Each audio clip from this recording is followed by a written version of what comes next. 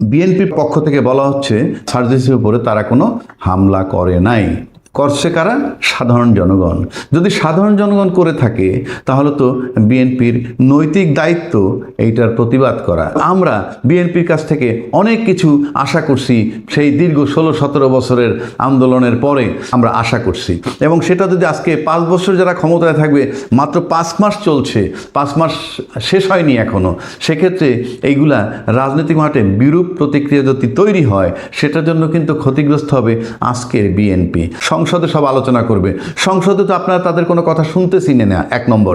2 নম্বর, বিরোধী দলের কোনো প্রয়োজন নাই সংসদে, কারণ 2/3 মেজরিটি নিয়ে বিএনপি ক্ষমতায় আছে। সেক্ষেত্রে তাদের যদি দাবি দেওয়া এবং সেটা আদায় করার জন্য রাজনীতির মাঠে যাওয়াটা বেআইনি কিনা, বেআইনি হলে আইনের আশ্রয় নিতে হবে। কিন্তু তাদের উপরে যখন হামলা হয়, তখন যদি সরকার, ক্ষমতাসীন দল বসে থাকে, তখন কি মনে হয় যে যারা হামলা করতেছে তাদেরকে সহায়তা করতেছে।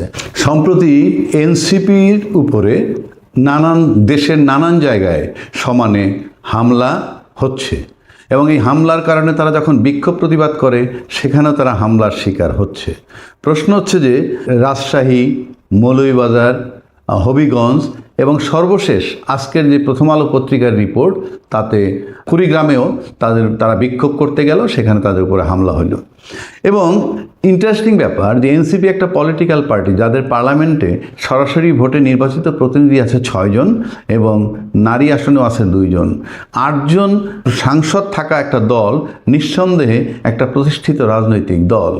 তার উপরে যেই হামলা, সেই হামলা করার পর বলা হচ্ছে যে তাদের মুখের ভাষা খারাপ, এবং বিশেষ করে নাসিরউদ্দিন পাটোয়ারির কথা বলা হচ্ছে, এবং তারা বিএনপির নেতাকে আক্রমণ করে কথা বলে, ইত্যাদি ইত্যাদি তাদের বিরুদ্ধে অভিযোগ।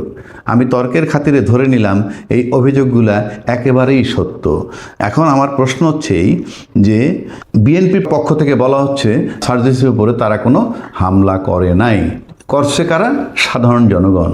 যদি সাধারণ জনগণ করে থাকে তাহলে তো বিএনপির নৈতিক দায়িত্ব এইটার প্রতিবাদ করা। কারণ যেই ভাষাগুলো তারা ব্যবহার করছে কিংবা যে কথাগুলো তারা বলছে, সেগুলো কি রাজনৈতিকভাবে গ্রহণযোগ্য কিনা? যদি রাজনৈতিকভাবে গ্রহণযোগ্য না হয় বিষয়গুলো, তাহলে তাদের বিরুদ্ধে মামলা হচ্ছে না কেন? 2 নম্বর, যদি রাজনৈতিকভাবে এগুলো গ্রহণযোগ্য হয়ই, তাহলে বা তাদের উপরে হামলা করবে কেন?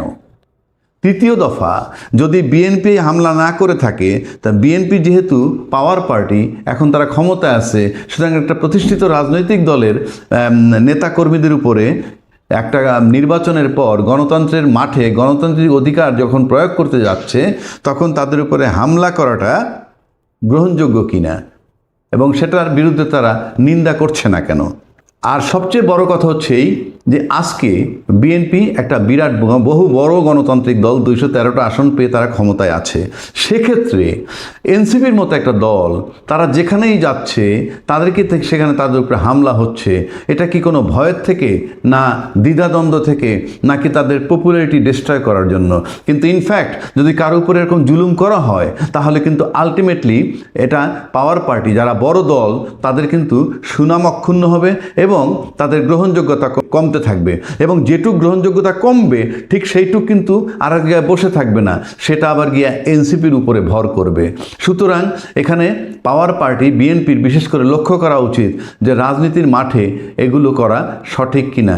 এবং আমি খুব কনসার্ন একটা বিষয়ে, যে একটা নির্বাচন হইল, 5 বছর এই নির্বাচিত দলটা ক্ষমতায় থাকবে এবং থাকাটাই যৌক্তিক, এবং আমরা বিএনপির কাছ থেকে অনেক কিছু আশা করছি, সেই দীর্ঘ 16-17 বছরের আন্দোলনের পরে আমরা আশা করছি, এবং সেটা যদি আজকে 5 বছর যারা ক্ষমতায় থাকবে, মাত্র 5 মাস চলছে, 5 মাস শেষ হয়নি এখনও, সেক্ষেত্রে এইগুলা রাজনৈতিক মাঠে বিরূপ প্রতিক্রিয়া যদি তৈরি হয়, সেটার জন্য কিন্তু ক্ষতিগ্রস্ত হবে আজকের বিএনপি। কাজে আমরা মনে করি গণতান্ত্রিক চর্চা করতে হলে মাঠে রাজনৈতিক চর্চা হবে। কেউ কেউ বলেন সংসদে সব আলোচনা করবে, সংসদে তো আপনারা তাদের কোনো কথা শুনতেছি না, 1 নম্বর। 2 নম্বর, বিরোধী দলের কোনো প্রয়োজন নাই সংসদে, কারণ 2/3 মেজরিটি নিয়ে নিয়ে বিএনপি ক্ষমতায় আসে, সেক্ষেত্রে তাদের যদি দাবি দেওয়া এবং সেটা আদায় করার জন্য রাজনীতির মাঠে যাওয়াটা বেআইনি কিনা, বেআইনি হলে আইনের আশ্রয় নিতে হবে। কিন্তু তাদের উপরে যখন হামলা হয় তখন যদি সরকার, ক্ষমতাসীন দল বসে থাকে, তখন কি মনে হয় যে যারা হামলা করতেছে তাদেরকে সহায়তা করতেছে। সুতরাং এগুলো ফৌজদারি অপরাধ, এই হামলা করাটা। আর রাজনৈতিক বক্তব্য যেটা রাখছে নাসিরউদ্দিন পাটোয়ারি বলেন, সার্জিস আলম বলেন, এগুলা রাজনীতির ভাষার ভিতরে পড়ে কিনা, যদি না পড়ে থাকে তাহলে কোনো আইনের আওতায় আনা যায় কিনা, আইনের আওতায় আনতে হবে। কিন্তু ব্যক্তির হাতে তুলে মব হামলার যে কন্টিনিউশন, সেটা তো আমরা প্রত্যাশা করি না। সুতরাং এটা এই সরকারের চিন্তা করতে হবে। আমরা কিন্তু এই দেশের মানুষ আন্দোলন করছিল এই মব হামলার বিরুদ্ধে। মাঠে যখন যুবলীগ, ছাত্রলীগ, হেলমেট বাহিনী, তার সাথে প্রশাসন সবাই মিলে মাঠে নেমে যখন মামলা করত, ঠিক সেই কারণে কিন্তু এই প্রতিবাদ। আজকে সেগুলো এখনও যদি চলমান থাকে তাহলে তো আমরা নতুন কিছু পাচ্ছি না। সুতরাং এই ক্ষমতাসীন দলের এদিকে মনোযোগী হওয়া উচিত যে আওয়ামী সরকার যেগুলো করছে রাজনীতি দমাইতে গিয়ে যাতে সেই সমস্ত জিনিসগুলার পুনরাবৃত্তি না হয়।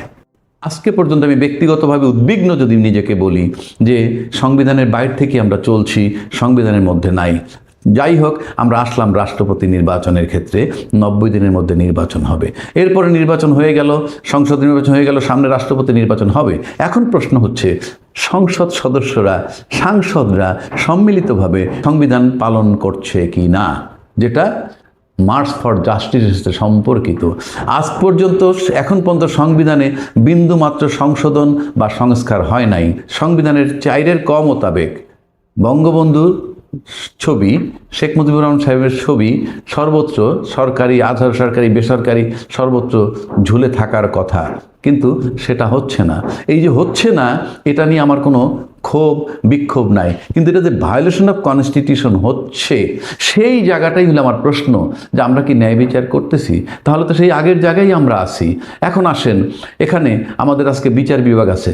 বিচার বিভাগ এমন একটা জায়গা, তার কিন্তু অধিকার আছে, যদি সংবিধান ভায়োলেট করে কেউ তাহলে তারা সুমোটো রুলও দিতে পারে। তাহলে আজকে এই যে 4-এর কয়ের ভায়োলেশন হচ্ছে, কিংবা 123-এর 2 মোতাবেক নির্বাচন হয় নাই, আদৌ কি কোনো হাইকোর্ট থেকে কিংবা সুপ্রিম কোর্ট থেকে, বিচার বিভাগ থেকে কোনো সুমোটো রুল ইস্যু হয়েছে? হয়নি। তাহলে বিষয়টা কি দাঁড়ায়? তাহলে কি আমার সংসদের আইনগুলো নেই? যদি আইনগুলো থেকে থাকে আর যদি বিচার বিভাগ এটার দিকে গুরুত্ব না দেয়, কোনো রুল ইস্যু না করে, তাহলে মনে হয় যে আমরা আইনটাকে অলিখিতভাবে অস্বীকার করছি। পাশাপাশি আইন যদি থেকে থাকে, তাহলে বিচার বিভাগ যদি অ্যাকশন না নেয়, তাহলে কি মনে হয় জুডিশিয়ারি কি ফাংশন করছে না? আজ 31শে জুলাই 2024 সালের এই দিনে আন্দোলন শুরু হয়েছিল ব্যাপকভাবে। ডিমান্ডটা ছিল মার্চ ফর জাস্টিস, এবং মার্চ ফর জাস্টিসটা ছিল কিসের বিরুদ্ধে? গুম, খুন, বিনা বিচারে হত্যা, আয়নাগর, শাপলা চত্বরে হত্যা, বিডিআর হত্যা, নির্মমভাবে শত শত মানুষ হত্যা, এবং ছাত্র জনতার উপরে নির্বিচারে গুলি চালিয়ে যে হত্যা, সব কিছুর প্রতিবাদ করে মার্চ ফর জাস্টিস, অর্থাৎ ন্যায় বিচারের দাবিতে সবাই উত্তাল হয়ে গেল। দল মত নির্বিশেষে সুপ্রিম কোর্ট থেকে আইনজীবীরা, জেলে তাঁতি যারা আছে, যে যেখান থেকে পেরেছে সবাই এসে মাঠে রাস্তায় জড়ো হয়েছে। ডিমান্ড একটাই, মার্চ ফর জাস্টিস। এখন প্রশ্ন হচ্ছে জাস্টিসটা আসলে কি? জাস্টিসটা হচ্ছে ন্যায় বিচার, সুবিচার এবং ন্যায়পরায়ণতা। এই ছিল আমাদের দাবি, দেশবাসীর দাবি, রাজনৈতিক দলের দাবি, তখনকার সময়ের এই যে যারা ছাত্র আন্দোলন করেছিল তাদের দাবি, সকলের ছিল একই দাবি। কিন্তু আজকে জাস্ট 2 বছর হতে পার করলাম আমরা সেই 2024-এর পর থেকে 31শে জুলাই 2026, পাক্কা 2 বছর। এর ভিতরে সংসদ নির্বাচন হলো, এর মাঝখানে অন্তর্বর্তী সরকার আসলো, কিন্তু আদৌ কি মার্চ ফর জাস্টিস, সেই জাস্টিস এস্টাবলিশড হলো? সেটাই আজকের প্রশ্ন। জাস্টিস যদি এস্টাবলিশড হয়, জাস্টিস এস্টাবলিশড হওয়া শুরু হয় কোত্থেকে? সেটা হইল নির্বাচনের পর সংসদ থেকে। সংসদ থেকে সাংসদরা জাস্টিস এস্টাবলিশড করবে তাদের আইন মানার মধ্য দিয়ে। এখন তারা সংবিধান মোতাবেক চলছেন। সংসদ নির্বাচন হওয়ার পর থেকে তারা বলছেন যে তারা সংবিধানের মধ্যে আছে। আমরা জানি অতি সম্প্রতি রাষ্ট্রপতি পদত্যাগ করেছেন এবং পদত্যাগ করার পর আমাদের আইনমন্ত্রী বলছেন যে রাষ্ট্রপতি পদত্যাগ করেছেন এবং সংবিধান মোতাবেক আগামী 90 দিনের মধ্যে এই নির্বাচন হতে হবে। তাতে সেপ্টেম্বর মাসের 23-24 তারিখের মধ্যে রাষ্ট্রপতি নির্বাচন হবে। এই যে সুন্দরভাবে উনি সংবিধানের কথাটা বললেন এবং উপস্থাপন করলেন যে সংবিধানের 123 অনুচ্ছেদ মোতাবেক রাষ্ট্রপতি নির্বাচন রাষ্ট্রপতির অফিস খালি হওয়ার পর বা পদত্যাগ করার পর 90 দিনের মধ্যে হবে। ওই 123 অনুচ্ছেদই বলা আছে যে সংসদ যদি কোনো কারণে ভেঙে যায় তাহলে পরবর্তী 90 দিনের মধ্যে সংসদ নির্বাচন হতে হবে। কিন্তু আমরা যদি দেখি 7ই আগস্ট 2024 যে সংসদটা ভেঙে গেল, সেই সংবিধান মোতাবেক যদি নির্বাচন করে থাকে তাহলে তো 7ই নভেম্বর বা 6ই নভেম্বরের মধ্যে নির্বাচন হওয়ার কথা ছিল। জাতীয় সংসদ নির্বাচন নানান পরিস্থিতিতে হয় নাই, কিন্তু সংবিধান ভায়োলেশন হয়েছে, এতে কোনো সন্দেহ নাই। এবং সেই মোতাবেক 90 দিনের মধ্যে নির্বাচন, সংসদ নির্বাচনটা হয় নাই। এবং সেটা আজকে পর্যন্ত আমি ব্যক্তিগতভাবে উদ্বিগ্ন যদি নিজেকে বলি যে সংবিধানের বাইরে থেকে আমরা চলছি, সংবিধানের মধ্যে নাই। যাই হোক, আমরা আসলাম রাষ্ট্রপতি নির্বাচনের ক্ষেত্রে 90 দিনের মধ্যে নির্বাচন হবে। এরপরে নির্বাচন হয়ে গেল, সংসদ নির্বাচন হয়ে গেল, সামনে রাষ্ট্রপতি নির্বাচন হবে। এখন প্রশ্ন হচ্ছে সংসদ সদস্যরা, সাংসদরা সম্মিলিতভাবে সংবিধান পালন করছে কি না, যেটা মার্চ ফর জাস্টিসের সাথে সম্পর্কিত। আজ পর্যন্ত এখন পর্যন্ত সংবিধানে বিন্দুমাত্র সংশোধন বা সংস্কার হয় নাই। সেই সংবিধানে বলা আছে যে সংবিধানের 4 ক মোতাবেক বঙ্গবন্ধুর ছবি, শেখ মুজিবুর রহমান সাহেবের ছবি সর্বত্র সরকারি, আধা সরকারি, বেসরকারি সর্বত্র ঝুলে থাকার কথা, কিন্তু সেটা হচ্ছে না। এই যে হচ্ছে না, এটা নিয়ে আমার কোনো ক্ষোভ বিক্ষোভ নাই, কিন্তু এটা যে ভায়োলেশন অফ কনস্টিটিউশন হচ্ছে, সেই জায়গাটাই হলো আমার প্রশ্ন যে আমরা কি ন্যায় বিচার করতেছি? তাহলে তো সেই আগের জায়গায় আমরা আছি। এখন আসেন, এখানে আমাদের আজকে বিচার বিভাগ আছে। বিচার বিভাগ এমন একটা জায়গা, তার কিন্তু অধিকার আছে, যদি সংবিধান ভায়োলেট করে কেউ তাহলে তারা সুমোটো রুলও দিতে পারে। তাহলে আজকে এই যে 4 কয়ের ভায়োলেশন হচ্ছে, কিংবা 123-এর 2 অনু মোতাবেক নির্বাচন হয় নাই, আদৌ কি কোনো হাইকোর্ট থেকে কিংবা সুপ্রিম কোর্ট থেকে, বিচার বিভাগ থেকে কোনো সুমোটো রুল ইস্যু হয়েছে? হয়নি। তাহলে বিষয়টা কি দাঁড়ায়? তাহলে কি আমার সংসদের এই আইনগুলো নেই? যদি আইনগুলো থেকে থাকে আর যদি বিচার বিভাগ এটার দিকে গুরুত্ব না দেয়, কোনো রুল ইস্যু না করে, তাহলে মনে হয় যে আমরা আইনটাকে অলিখিতভাবে অস্বীকার করছি। পাশাপাশি আইন যদি থেকে থাকে, তাহলে বিচার বিভাগ যদি অ্যাকশন না নেয়, তাহলে কি মনে হয় জুডিশিয়ারি কি ফাংশন করছে না? তাহলে একদিকে যদি আইনটাকে আছে আমরা ধরে নেই, নাই কল্পনা করি, তাহলেও আমি সংবিধানের ভায়োলেশন করছি। আবার যদি ধরি যে আইনটার ভায়োলেশন হচ্ছে, জুডিশিয়ারি স্টেপ নিচ্ছে না, তখন মনে হয় আমার জুডিশিয়ারিও নন ফাংশনাল। তাহলে জুডিশিয়ারি যদি নন ফাংশনাল হয়, সংবিধান থাকার পরে যদি সংবিধানকে ফলো করা না হয়, তাহলে কি রাষ্ট্রটা আইনসম্মতভাবে চলে? অর্থাৎ আমাদের যে মার্চ ফর জাস্টিস ছিল, সেটা কি জাস্টিফাইড হয়? এই প্রশ্নগুলো আমি রাখলাম বিবেচনা করার জন্যে বিচার বিভাগের তথা আইন বিভাগের এবং নির্বাহী বিভাগের সকলের, এবং সর্বোপরি গিয়ে লং রানে যাতে এই সংসদ নিয়ে প্রশ্ন না ওঠে এবং এই বিতর্কগুলো যাতে না ওঠে, সেটা নিয়েই আমি উদ্বিগ্ন। কেননা আমরা যে রাজনৈতিক অস্থিরতা দেখতেছি, যে কোনো সময় হয়তো আমরা দেখব যদি মাঠ গরম হয়ে যায়, এই ইস্যুগুলো সামনে আসবে। তো যেহেতু সরকারকে 5 বছর ক্ষমতায় থাকতে হবে, যত দ্রুত সম্ভব এই বিষয়গুলো দূর করে আমাদের দেশটাকে মার্চ ফর জাস্টিস যে আন্দোলন ছিল, সেটাকে জাস্টিফাইড করার জন্য, ন্যায় বিচার এস্টাবলিশ করার জন্য যা যা প্রয়োজন, সেদিকে উদ্যোগ নেবেন বলে আমি প্রত্যাশা করছি।